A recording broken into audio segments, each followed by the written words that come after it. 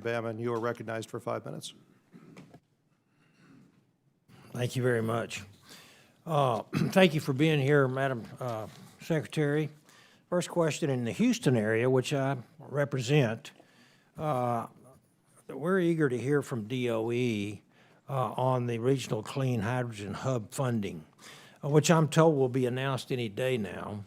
How is DOE working with the Treasury Department and others on the hydrogen production tax credit? Right. So yes, we are in the final stages of the hydrogen hub evaluations and selections. And yes, we are working with Treasury to make sure that the hubs are a success. And in fact, today, one of the components of that is we are releasing a funding opportunity announcement for a demand-side strategy for hydrogen from the bipartisan infrastructure law. So all of those components are under discussion right now. And hopefully the Treasury decision will be made around the time of the hub announcements And so bring that it to they're not fruition. separated. Yeah. Right? Okay. Second, I'd like to ask you about U.S. LNG imports, or excuse me, exports. Since you are responsible for considering export authorization permits, the United States has emerged as a leading LNG exporter, and according to the EIA, so far this year, we are the largest exporter of LNG in the world. We know that this is in no small part thanks to the science and technology innovation at DOE's national laboratories. What is DOE doing to support continued U.S. LNG exports, and is the administration trying to ease the burden on our LNG producers to provide the world with clean LNG? Yeah, this is a really important question. I mean, first of all, as you've noted, we are at record levels. We are leading the world. We're providing this source of fuel to our allies in Europe, in Japan, et cetera. And at the same time, all of our allies, as well as we are looking to make sure that that LNG is as clean as it possibly can be, right? So we are looking at all of that. We have permitted right now, existing permits for LNG expansions are get us to, I think, 20 billion cubic feet for the ones that are under construction, 49 billion for the ones that haven't even begun construction. So we are permitted to be able to deliver if those who are proposing those developments actually move forward.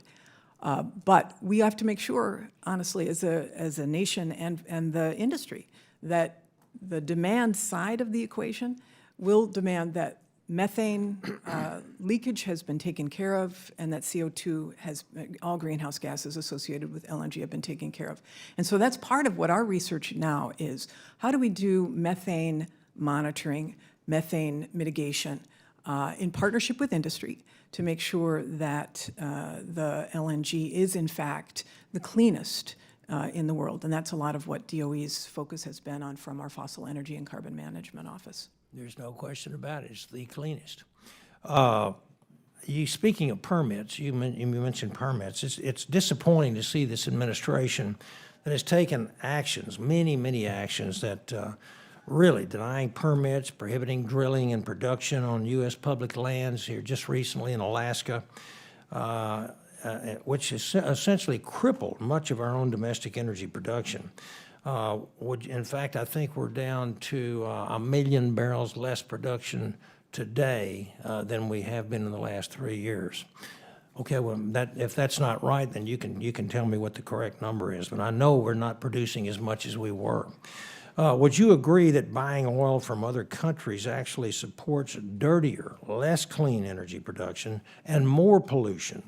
Do you agree that we should increase clean and efficient oil and gas production here in the United States, where we have the most clean production of fossil fuels on the face of the earth, especially at a time when we need reliable, affordable energy? Wouldn't we be making a cleaner planet if we relied more on U.S. producers?